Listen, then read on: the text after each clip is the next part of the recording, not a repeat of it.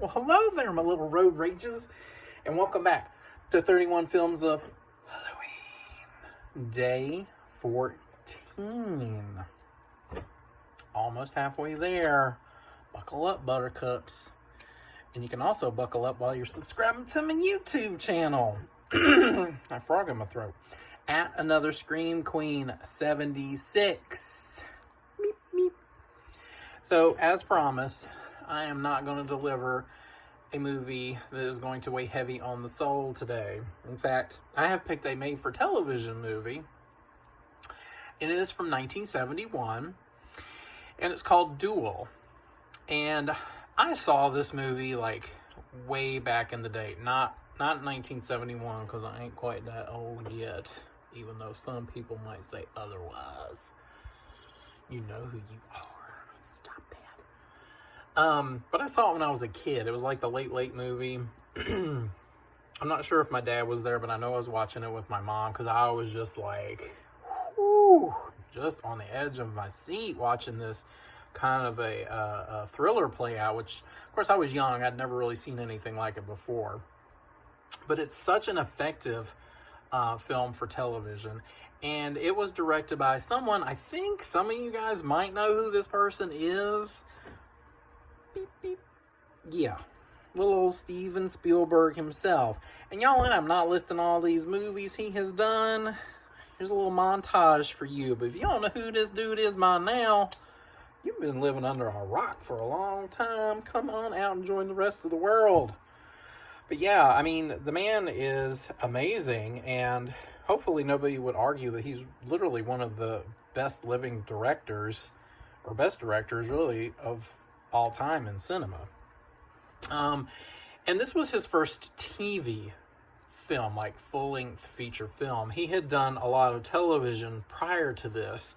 Episodes of Columbo, The Psychiatrist, and Marcus Welby, MD. And he even directed one of my faves, Joan Crawford, in an episode of the TV horror show Night Gallery.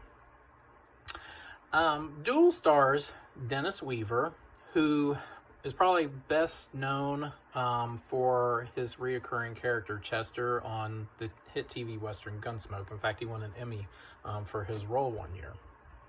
But Duel is a really simple yet harrowing type of film. It follows Dennis Weaver's character on a business trip. I think it's to either meet a client or a boss of his, and it's quite a distance. So he is, meandering out of the city and onto the highways in California. And these highways are twisty. A lot of them are desolate, and they look very lonely. I'm sure that's not the case for some of these roads now, considering this movie is 34 or 54 years old at this point. But he gets behind this 18-wheeler. Specifically, it's a Peterbilt 281. And Dennis Weaver's character is driving a 71 Plymouth Valiant.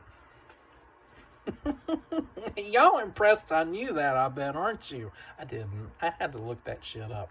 I don't know nothing about cars except for changing a flat tire and putting gas in the tank. Whew, research helps. Anyway, he gets behind this big old Peterbilt.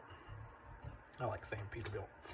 And it says flammable on the back. And I mean, you kind of only see the back of the truck at first, so you don't really know, the size of this vehicle.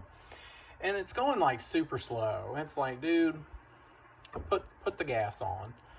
And so Dennis Weaver has this opportunity to go around the truck. Well, then we really see how big this vehicle is. And y'all, this movie is like Jaws on 18 wheels. This truck is a beast. It is mammoth in size. And we all know 18-wheelers are huge, but the way Steven Spielberg films it, it looks so intimidating and so frightening. He focuses on different aspects of the truck, like the wheels and the gears underneath and the length of it and the girth of this truck. And it's just, I would not want to get near it. I'd be like, back it up, let him go at his own pace. But no, Dennis goes past the truck. He's like, la la la, driving along. Well, big old Peterbilt comes by, boom, right on past him, shocks him. He's like, "What the F, man? What's the deal? Like, you were going like Grandma Moses earlier, and now you're like flying by me like your pants are on fire." Well, Dennis Weaver's decision to pass this truck was pretty much the trigger for the driver of this Peterbilt 281. And the rest of the film is like this whole cat and mouse game on the highway. And it does have some moments where we do get off of the road. There's a particularly suspenseful moment in a diner after Dennis Weaver like flies off the road and hits a fence. Whew, this poor Plymouth, man. You know this was a stunt vehicle because a real car could not handle this kind of damage.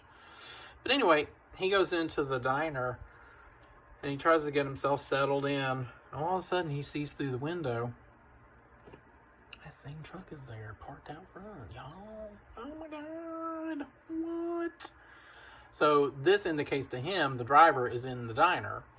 So it flashes upon this scene up at the bar part of the diner where there's a bunch of guys sitting there. And Dennis Weaver had caught sight like of the trucker's boots at one point.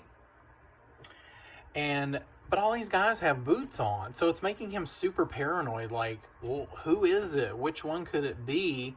And of course, they're staring back at him because they saw him collide into this fence out front. And they're like, "This crazy man don't know how to drive." And now he's looking at us like we got something to do with his mental state. And he's just so paranoid the whole time. He can't eat anything. And he goes to leave and gets back on the road. And of course, the truck is after him again. Well, this just all culminates into a climax of how is he going to survive? Because this trucker is literally trying to murder him. And one of the interesting things, and somebody posted this as trivia on IMDb, is that this tractor trailer has license plates all on the front from different states, indicating that this guy is some kind of serial killer and he keeps the license plates of all the victims' cars that he probably runs off the road and murders, essentially. So I thought that was a really interesting thing. And the speed at which this truck moves,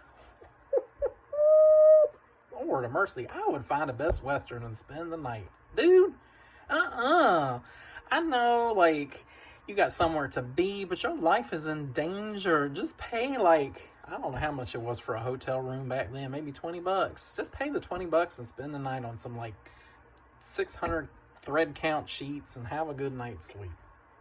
But no, he don't do that. And this truck, like I said, it just looks like it's moving at light speed. And Spielberg used a special kind of camera that was utilized in the film Bullet, starring Steve McQueen, which has one of the best car chase scenes ever. And I highly recommend, if you have not seen that movie, definitely watch it. It's so good. So essentially the truck was only moving at like 30-35 miles per hour, but just the way it was filmed and the angles from which it was filmed from makes it look like it's going 80 miles an hour, which is essentially the speeds that they are reaching on the highways. This film was originally 74 minutes long because it was made for television, but they wanted to issue a theatrical release, so they added about 16 minutes of footage to pad down everything so it could fit that time. I kind of think it hurts the film just a little bit because it does drag in some parts. Like Dennis Weaver has a phone call with his wife, and it doesn't seem necessary, and it kind of slows down the pacing. So I would give the TV version, which is 74 minutes, 5 pumpkins straight out. The version, the 90-minute version with all the padding, I would give it like 4.5. It's not terrible, but it just didn't seem necessary. So seek out the shorter version if you're able to. So until next time, if someone is trying to play chicken with you on the road, you better make sure it's from KFC.